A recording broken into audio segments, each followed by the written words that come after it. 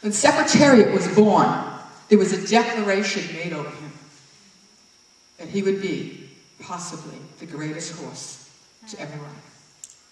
You see, they made, without even understanding it, that they made a prophetic declaration over the destiny of this horse. Thank you very much.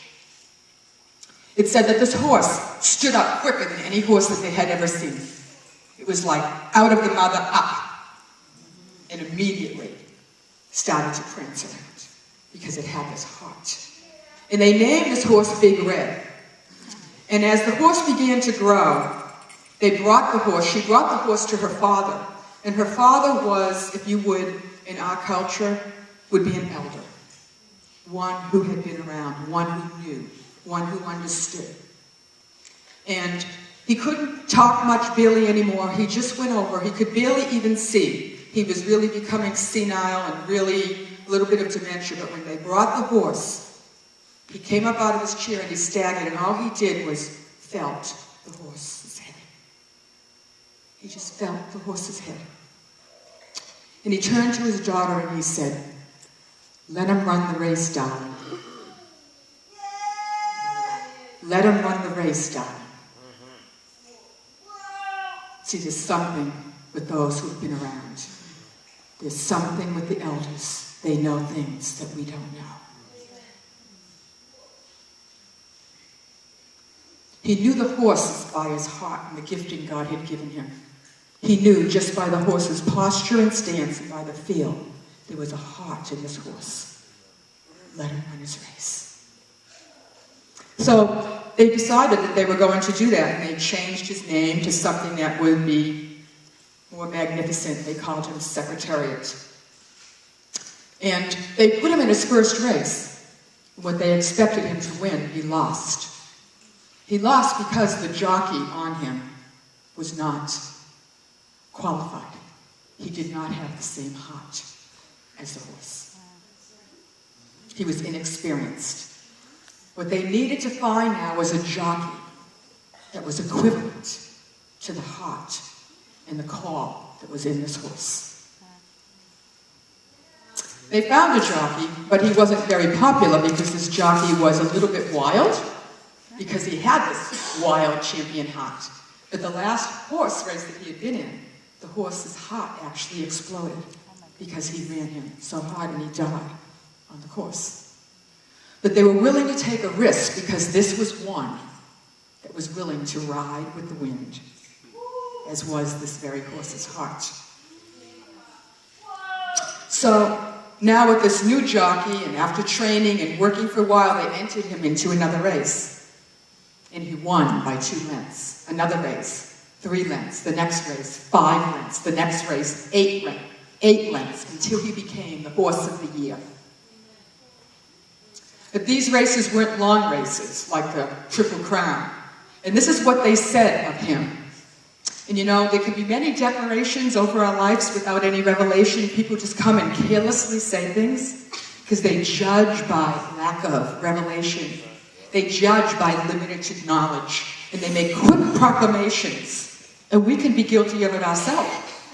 And this is what they said of Secretariat. He was long on speed, but he's short on stamina, and they had nothing to prove this, but they already had him doomed. Oh, he was the horse of the year in all these short races, but put him in with the real guys. Put him in with the big names, and you'll soon see what this horse is really made out of. They sort of mocked him. Had that happen to you? Well, you know, you can do a little dance, we put you with the big guys, you can do a little sermon, you can paint them, you know, you really, you know. But within the owner, she saw what was in his eye.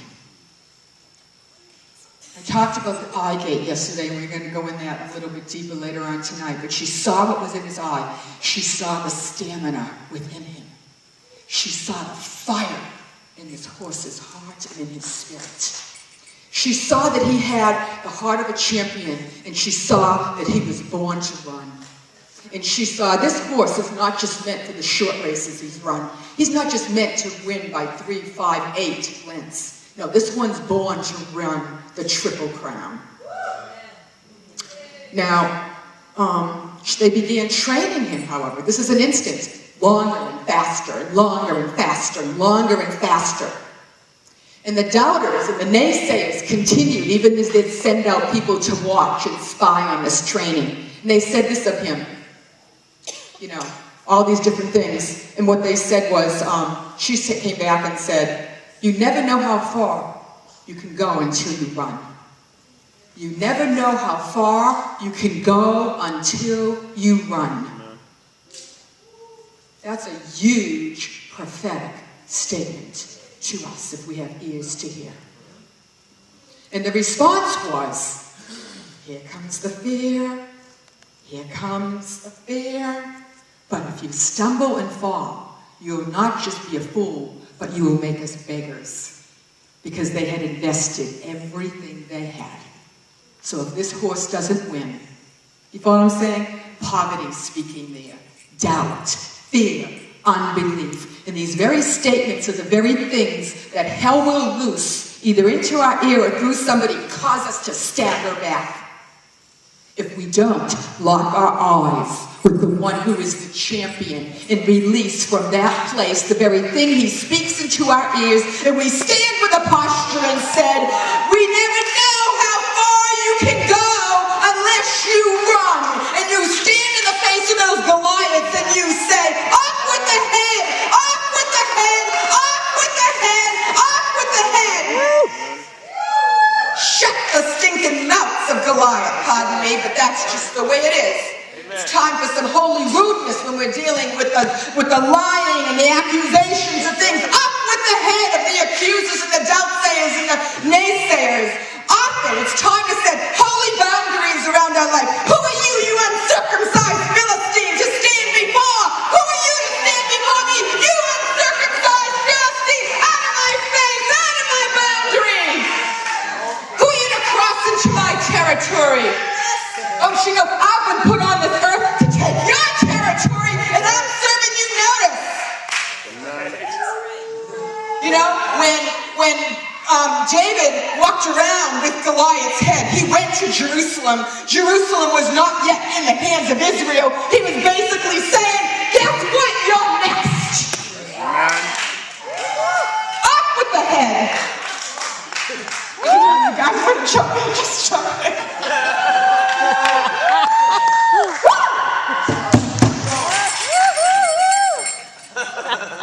So she had to go and find 32 investors who would invest $190,000 each. Well, all they saw was a broken down farm, a half-dead father, a horse that nobody believed in, and this woman.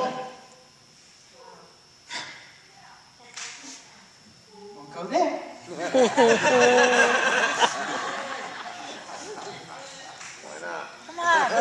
Because I've always said they got a problem, take it up with him, because it was never my idea.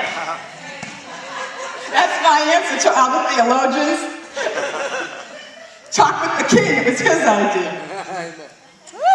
One guy said to her, I'm not going to buy $190,000, I'm not going to give you that, I want the horse, here's $7 million. Will you take $7 million? No. Will you take $8 million? No. No, because she saw a triple crown. She had looked in the eye of the horse, and she saw a triple crown winner. She wasn't settling for $7 million. She wasn't settling for $8 million because it wasn't about money. She understood somebody had to let this horse run its race. Somebody had to let this horse run its race. Somebody had to sacrifice and let this horse run its race.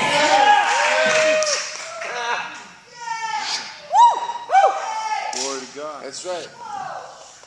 History, bold rulers' coats. Oh, this is what they said. Bold rulers' coats. We've studied his history and his genealogy. None of them run long races, not one of them.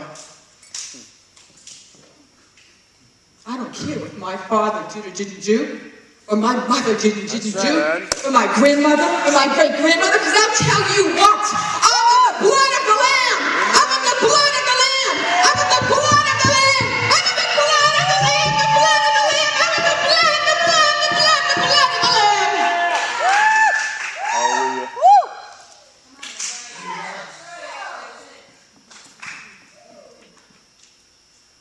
You know, I just have to say, I know I'm sort of loud.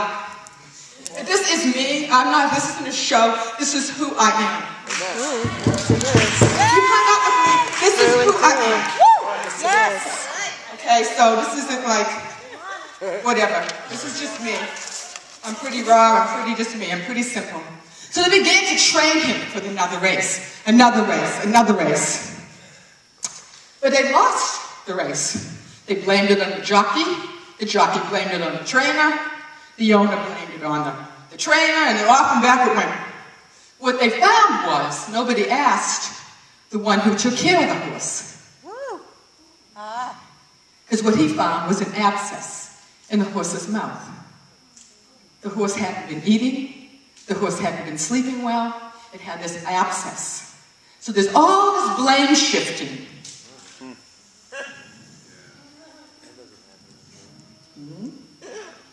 And what it took was the one that was up close.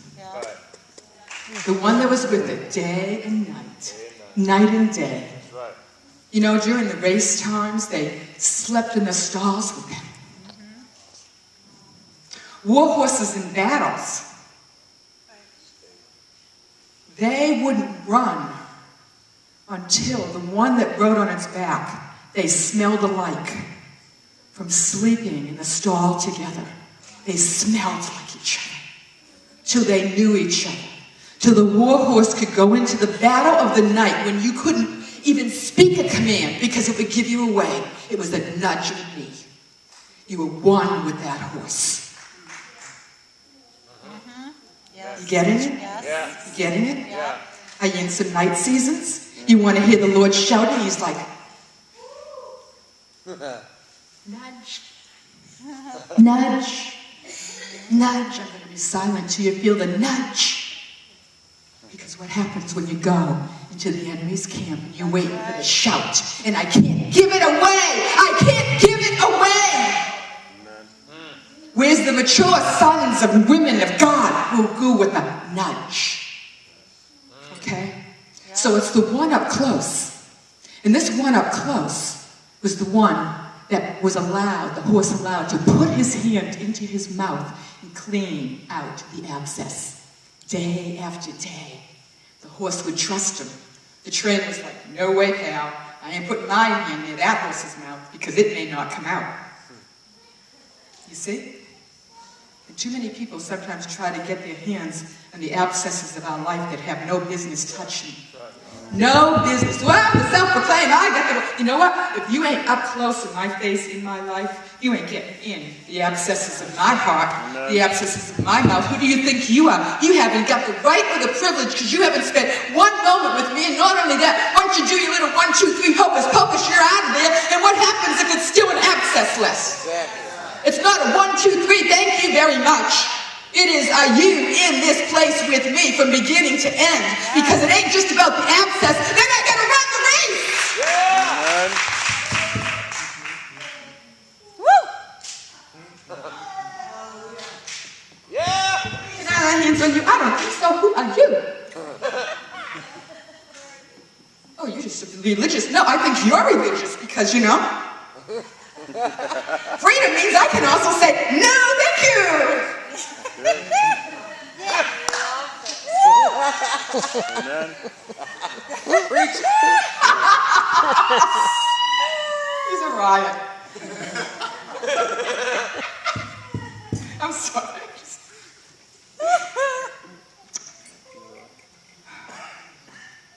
Oh, Father, would you come into the abscesses of our hearts? Amen. That's right. Even our mouths, Lord, the things that we can sometimes speak. Oh, Father, Jesus, we trust you to come into the abscesses of our heart even tonight. Come in, the abscesses of our mouths, the things we even speak over our own lives, God. Cause us to hear and shift tonight, oh God. Shift tonight, oh God. Shift tonight. Shift.